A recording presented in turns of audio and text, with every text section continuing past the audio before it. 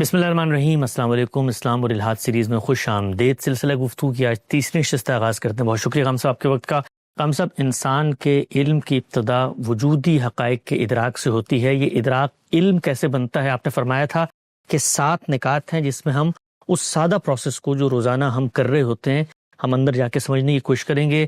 کچھ نکات زیر بحث آیت میں چاہتا ہوں سلسلہ گفتگو کو وہیں سے جوڑیں، ربط کلام کو بھی واضح کریں اور آگے بتائیے کہ وہ کیا پروسیس ہے جس سے انسان کا علم یقین میں بدل جاتا ہے۔ میں نے عرض کیا تھا کہ یہ 7 نکات ہیں، ان میں سے پہلا نقطہ ہم نے سمجھ لیا تھا۔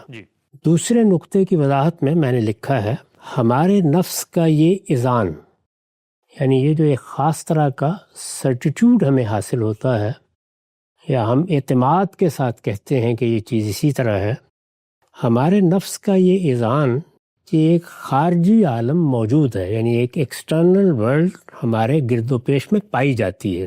در حقیقت ہمارے نفس کا یہ اذعان در حقیقت اس کے اس اذعان پر مبنی ہے کہ وہ خارج سے الگ ہے۔ اچھا، یعنی میں جب کسی چیز کے بارے میں یہ کہوں گا کہ یہ خارجی عالم ہے تو یہ اذعان میرے اندر اس کے بغیر پیدا نہیں ہو سکتا کہ میں اپنے آپ کو اس سے الگ سمجھ رہا ہوں۔ ٹھیک، یہ بالکل ایک بدیہی حقیقت ہے۔ ہاں۔ اس کے معنی یہ ہے کہ نفس عالم و معلوم کو، یعنی عالم کون ہے؟ جاننے والا۔ میں خارجی عالم کا علم حاصل کرتا ہوں یا اس کا علم رکھتا ہوں تو میں عالم ہوں، اور خارجی عالم معلوم ہے۔ ٹھیک، اس کے معنی یہ ہے کہ نفس عالم و معلوم کو، یعنی اس کو جو محسوس کرتا ہے، ایک وہ ہستی ہے جو محسوس خود پرسیو کر رہی ہے، ٹھیک، یعنی اس کو جو محسوس کرتا ہے اور جسے محسوس کیا جاتا ہے الگ الگ پہچانتا ہے۔ کہ اسی بات کی پھر اطلاق کی وضاحت کی ہے۔ ہمارے نفس کا یہ اذعان کہ ایک خارجی عالم موجود ہے، در حقیقت اس کے اس اذعان پر مبنی ہے کہ وہ خارج سے الگ ہے۔ ٹھیک، وہ چونکہ اپنے آپ کو خارج سے الگ سمجھتا ہے، اس وجہ سے اس پر بنا کر کے وہ یہ اذعان بھی اپنے اندر پیدا کر لیتا ہے کہ ایک خارجی عالم باہر ہے۔ ٹھیک، اس کے معنی یہ ہے کہ نفس عالم و معلوم کو، یعنی اس کو جو محسوس کرتا ہے اور جسے محسوس کیا جاتا ہے الگ الگ پہچانتا ہے۔ یعنی میں اپنی ذات کو اور اس میز کو، اپنی ذات کو اور آپ کو، اپنی ذات کو اور اس کمرے کو، اپنی ذات کو اور اس عالم کو الگ الگ پہچانتا ہوں۔ یہ ایک قطعی حقیقت ہے، اس لیے اب یہ استدلال کیا ہے، یہ ایک قطعی حقیقت ہے اس لیے کہ ایسا نہ ہوتا تو وہ محسوس کو اپنے ساتھ متحد ٹھہراتا، یعنی اس صورت میں تو وہ الگ کر کے اس کو دیکھ ہی نہ سکتا۔ ٹھیک، اپنے آپ کو اور خارجی عالم کو وہ یونیفائڈ سمجھتا، متحد ٹھہراتا، اور اپنے اندر کبھی یہ اذعان پیدا نہ کر سکتا کہ محسوس، یعنی جو چیزیں پرسیوڈ ہیں، کہ محسوس اس کی ذات سے الگ ایک خارجی وجود ہے۔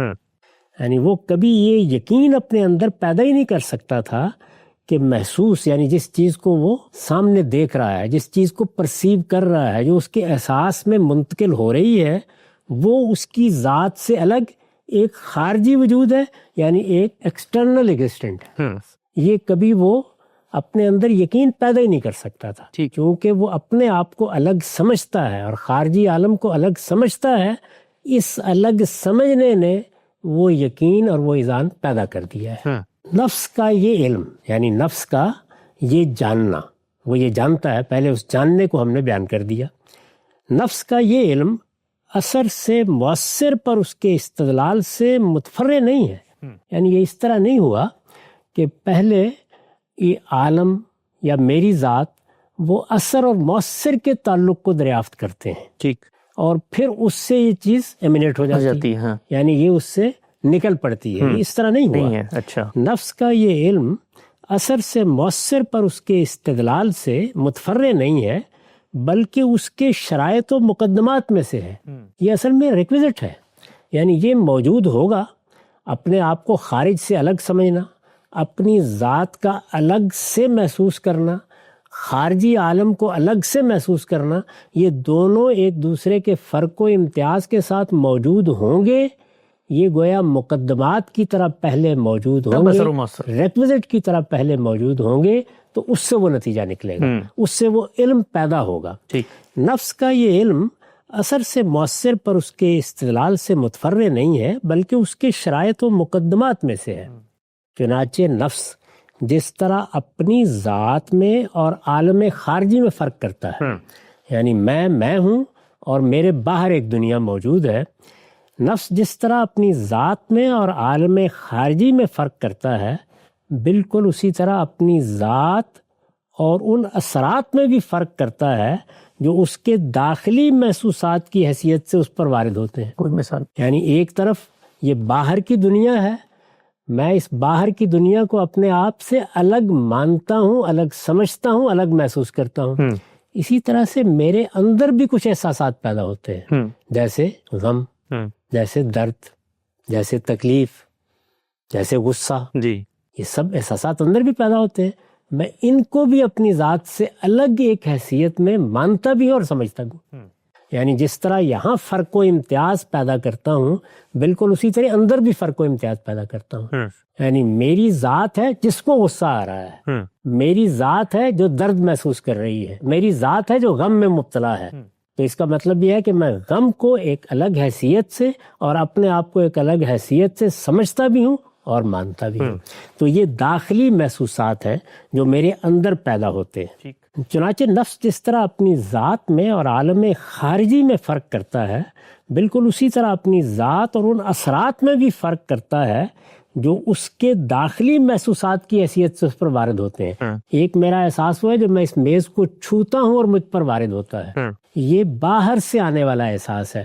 ایک احساس وہ ہے جہاں مجھے درد محسوس ہوتا ہے اور میں اپنے باطن میں اس کا احساس دیکھتا ہوں۔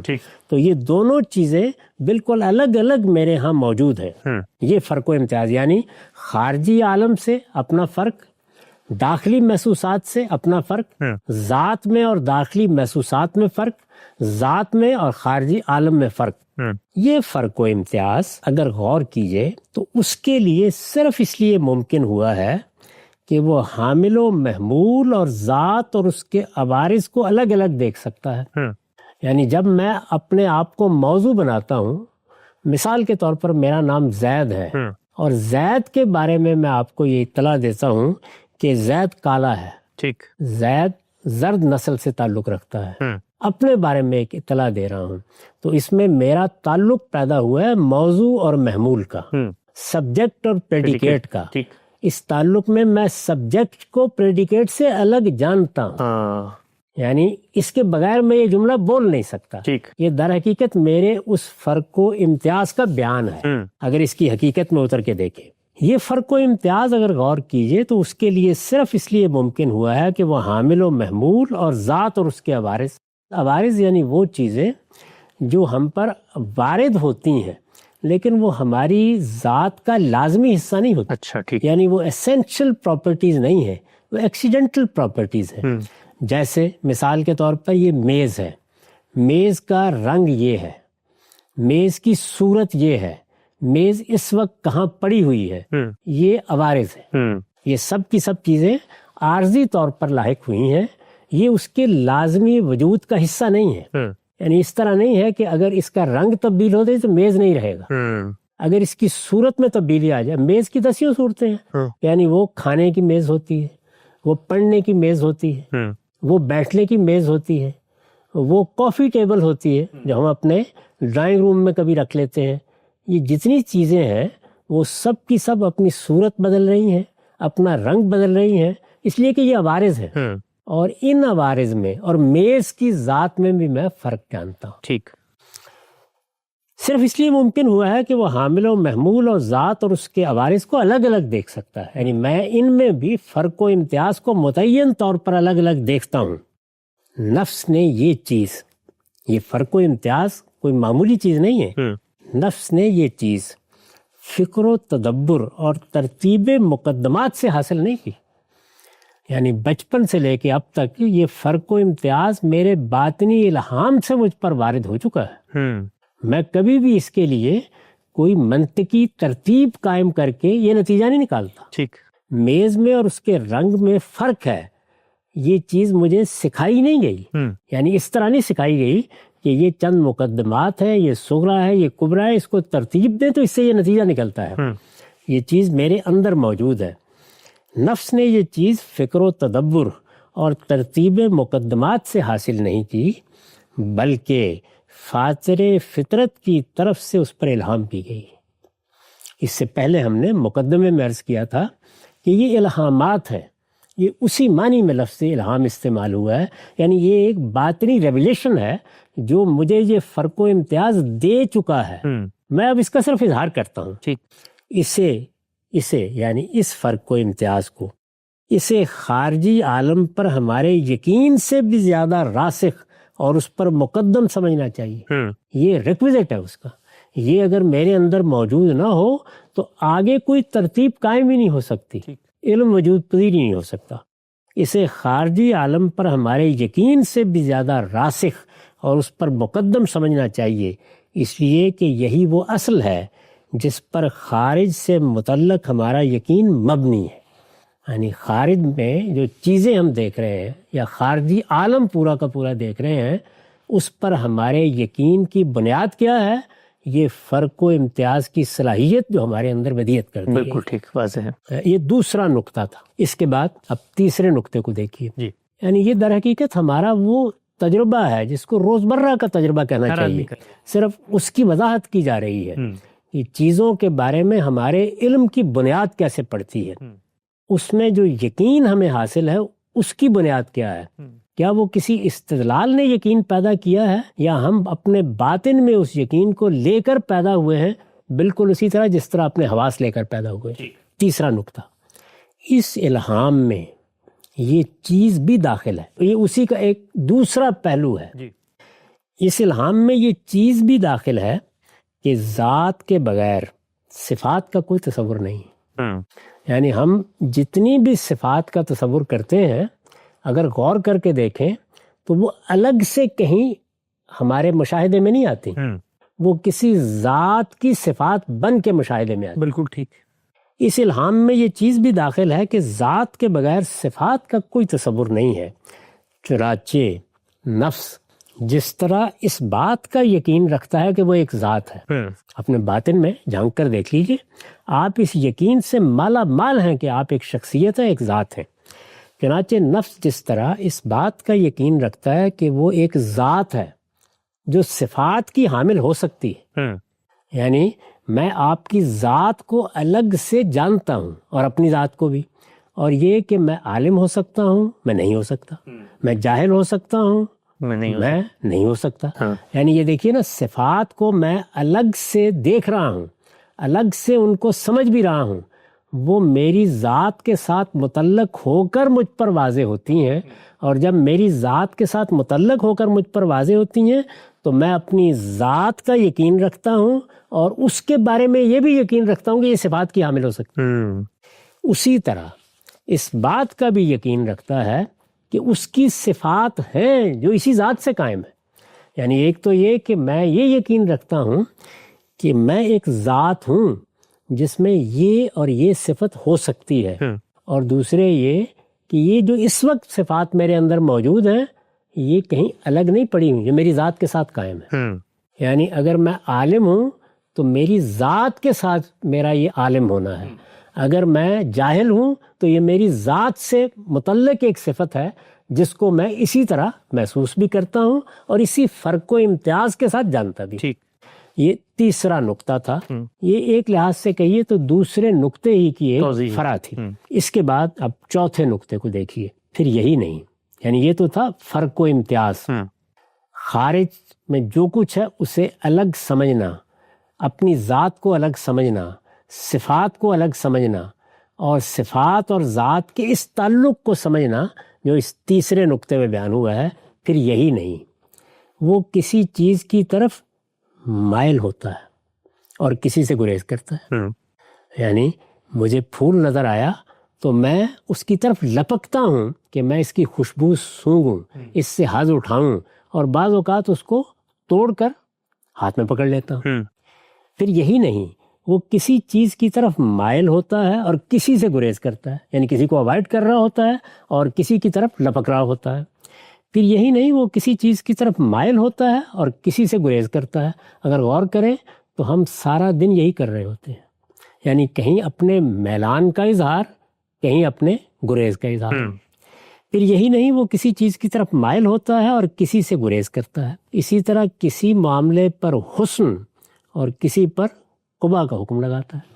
کسی چیز کو وہ کہے گا کہ یہ تو بالکل ہی بدصورت، اس سے تو نفرت محسوس ہوتی ہے، اور کسی چیز کی داد دے رہا ہوگا، یعنی کیا خوبصورت چیز ہے۔ اور خوبصورتی کے دسیوں پہلو ہیں جن کو وہ الگ الگ بیان کر رہا ہے، یعنی شعر کسی اور طریقے پر خوبصورت ہے، موسیقی کسی اور طریقے پر خوبصورت ہے، کرسی کسی اور طریقے پر خوبصورت ہے، انسان کسی اور طریقے پر خوبصورت ہے۔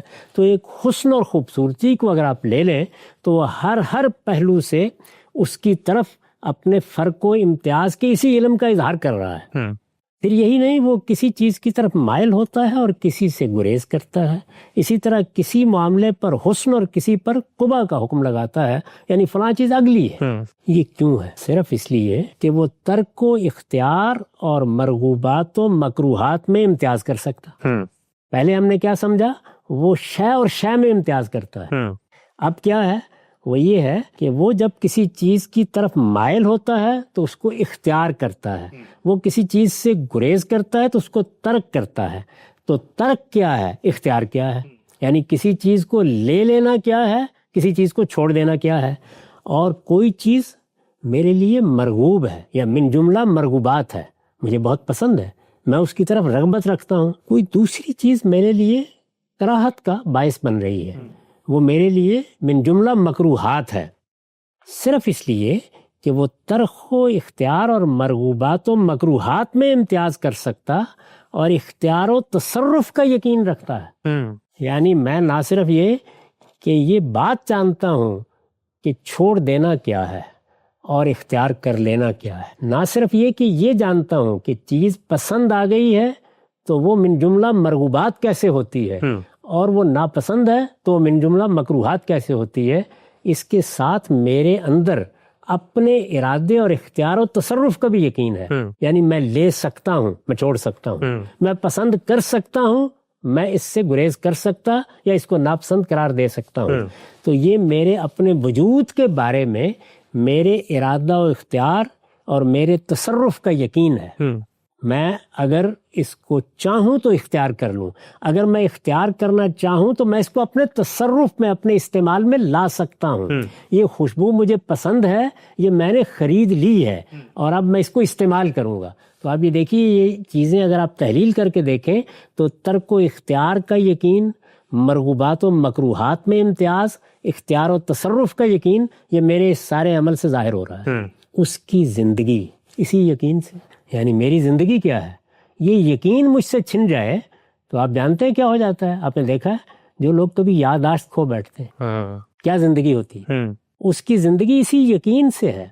وہ اس سے بہرہ مند نہ ہوتا، یعنی یہ یقین وہ لے کے پیدا نہ ہوتا تو اس سے نہ کسی چیز کے لیے جد و جہد متصور ہو سکتی تھی اور نہ کسی فعل کا ارادہ۔ یعنی اگر میں ترک و اختیار میں امتیاز نہیں کر سکتا، اختیار و تصرف کا یقین نہیں رکھتا، تو مجھے یہ بتائیے کہ میں کسی چیز کے لیے جد و جہد کیسے کروں؟ یہ یقین ہے جو مجھے آمادہ کرتا ہے کہ ہاں میں فلاں چیز حاصل کر سکتا ہوں، اور پھر میں اس کے لیے سعی جہد شروع کر دیتا ہوں۔ تو یہ ہو نہیں سکتا تھا کبھی اگر یہ میرے اندر نہ ہوتا۔ اور پھر یہی نہیں، کسی فعل کا ارادہ بھی پیدا نہ ہوتا، کیونکہ فعل کا ارادہ کس وجہ سے پیدا ہوتا ہے؟ یا مائل ہونے کی وجہ سے، یا گریز کرنے کی وجہ سے، یا حسن سمجھنے کی وجہ سے، یا قبح کا فتویٰ لگانے کی وجہ سے، یا ترک و اختیار کا یقین ہے تو ظاہر ہے کہ وہی میرے اندر یہ سعی و جہد کا اور کسی فعل کا ارادہ پیدا کر رہی ہے۔ وہ اس سے بہرہ مند نہ ہوتا تو اس سے نہ کسی چیز کے لیے جد و جہد متصور ہو سکتی تھی اور نہ کسی فعل کا ارادہ۔ یہ حقیقت ہے کہ جس طرح علم و ادراک کے معاملے میں اس کا یقین الہامی ہے، اس سے پیچھے ہم اس کی وضاحت کر چکے ہیں، جس طرح علم و ادراک کے معاملے میں اس کا یقین الہامی ہے، اسی طرح اختیار و ارادہ، فعل و تصرف، لذت و علم اور نفرت و محبت کے معاملے میں بھی الہام کیا. یہی میری زندگی ہے. میں اختیار کا استعمال کر رہا ہوں. میں آج صبح اٹھ کے نماز کے لیے جانے کا ارادہ کر رہا ہوں. میں فلاں چیز کو اپنے مطابق ڈھالنے کا ارادہ کر رہا ہوں.